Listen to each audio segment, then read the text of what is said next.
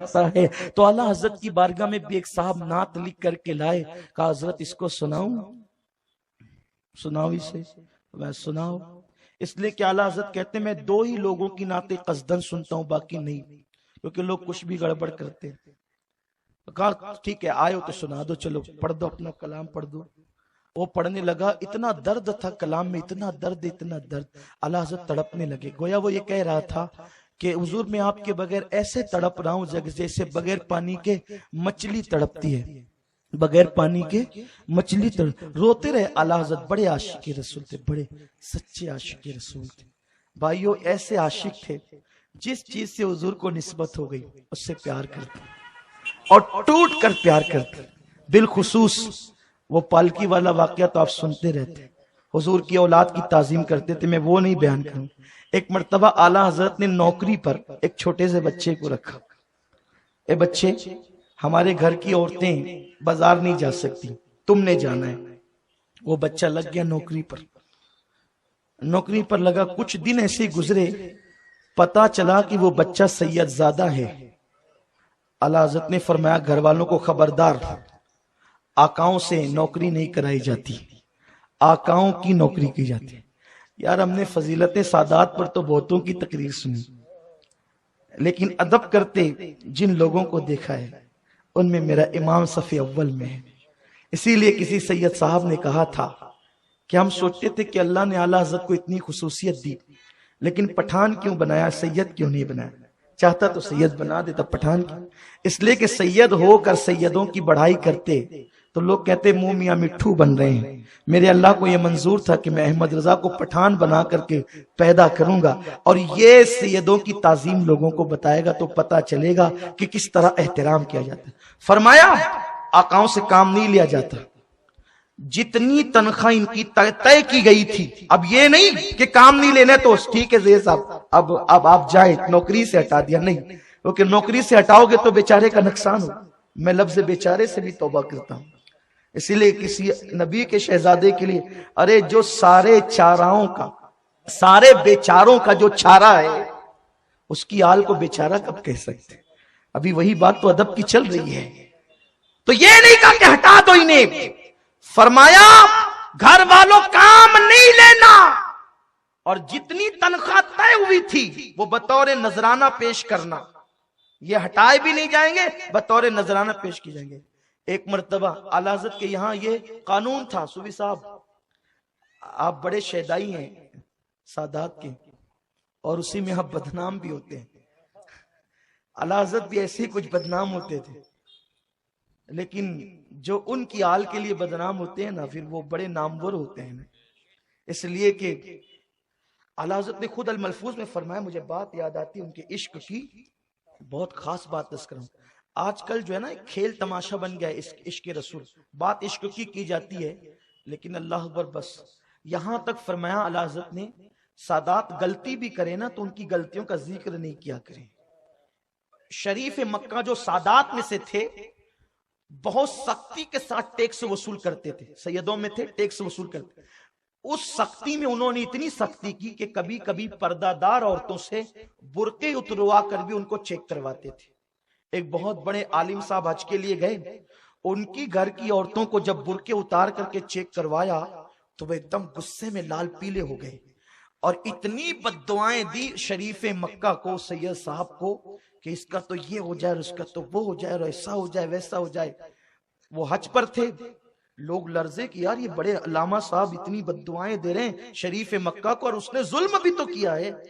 لیکن اسی رات جب وہ سوئے تو اعلیٰ حضرت فرماتے ہیں خواب میں حضور علیہ السلام تشریف لائے اور فرمایا کہ مولوی صاحب بد دعا دینے کے لیے آپ کو میری ہی اولاد ملی تھی، میری آل ملی تھی آپ کو بد دعا دینے، اگر اس سے ظلم ہو گیا ہے، غلطی ہو گئی، انسان ہی تو ہے، لیکن تم بد دعا دے ہو۔ اعلیٰ حضرت فرماتے ہیں یہ حال ہے ان کا جن کے پاس رسول کی نسبتیں موجود ہے۔ اس لیے امام احمد رضا کے یہاں جب محفلیں سجتی نا تو سادات کو شیرنی ڈبل دی جاتی، اور جتنے لوگ آتے نذرانہ بھی دگنا دیا جاتا۔ ایک دن سید محمود صاحب وہ محفل میلاد میں موجود تھے، ان کو کسی نے غلطی سے اکہرا جو ہے وہ نذرانہ دے دی، جب ایک کوہرا نذرانہ ملا، وہ شیرنی کا ایک ہی تھال ملا، تو آئے کہا حضرت وہ کوئی قانون تبدیل ہو گیا کیا آپ کے یہاں؟ حضرت نے کہا کیا ہوا؟ کہا سیدوں کو تو ڈبل ملتا ہے، آج ایک ہی ملا۔ جلال میں کہا شیرنی آج باٹی کس نے؟ کوئی نیا آدمی نہیں، بلاؤ اس کو، بلاؤ بلاؤ جلدی بلاؤ۔ وہ آئے، کہا کیا کیا تم نے؟ شیرنی کم تھی؟ نہیں۔ کہا انہیں ایک کیوں دیا؟ سادات کو تو ڈبل دیا جاتا ہے نا اپنے یہاں۔ خبردار آج کے بعد یہ غلطی کرو گے تو بانٹنے سے محروم کر دیے جاؤ گے۔ جاؤ جتنے ہو سکتے ہیں سب بھرو اور لا کر کے دو، اور تمہاری سزا یہ ہے، ایک دیا نا اب ان کے گھر تک جا کے تھال پہنچا کے بھی آؤ۔ یہ امام احمد رضا کا عشق، ایسے عاشق تھے، اس شان سے عشق رسول کا عالم تھا۔ ایک مرتبہ ناراض ہو کر کے کھانا پینا بند کر دیا، 18 دن سے زیادہ کھانا پینا بند کر دیا۔ یہ آئے منائے نہیں، یہ آئے منائے نہیں، یہ آئے منائے نہیں۔ لوگوں نے کہا یہ کسی سے مانتے نہیں، اور 18 دن ہو گئے بھوکے پیاسے رہتے، حالت خراب۔ لوگ کہتے ہیں حضرت بڑی تکلیف ہوگی۔ کہا کہ میرا کام فتویٰ لکھنا ہے، مسجد رضا میں نماز پڑھانا ہے، کسی کام میں کوئی کوتاہی ہوئی، جب کوتاہی نہیں ہوئی تو مجھے مجبور نہیں کرنا۔ لوگوں نے کہا یہ ایسے نہیں مانیں گے۔ بریلی شریف کے ایک سید صاحب کو بلا کر کہا آپ آئیے۔ سید صاحب آئے، اعلیٰ کہتے ہیں حضرت میں اپنے گھر سے دودھ لایا ہوں آپ کو پلانے کے لیے، آپ پیئیں گے؟ نظریں جھک گئی۔ دوسروں کا تو انکار ہو سکتا ہے، آقاؤں کا انکار نہیں ہو سکتا۔ تو میں انکار کروں گا تو میرے رسول مجھ سے، میرا محبوب ناراض ہو جائے۔ آپ نے اپنی پوری زندگی میں کسی سید کا کبھی نام لے کر نہیں پکارا۔ ایک نئے مولوی عبد المجید صاحب پڑھنے کے لیے آئے تھے، تعلیم حاصل کے لیے آئے تھے، تو جناب سید ایوب علی صاحب کا بیان ہے کہ ایک صاحب کو جو سید تھے نام لے لے کر کے پکارا تھا۔ وضو خانے پر جب آپ نے سنا تو کہا کہ بلا اس کو، یہ کون پکار رہا ہے؟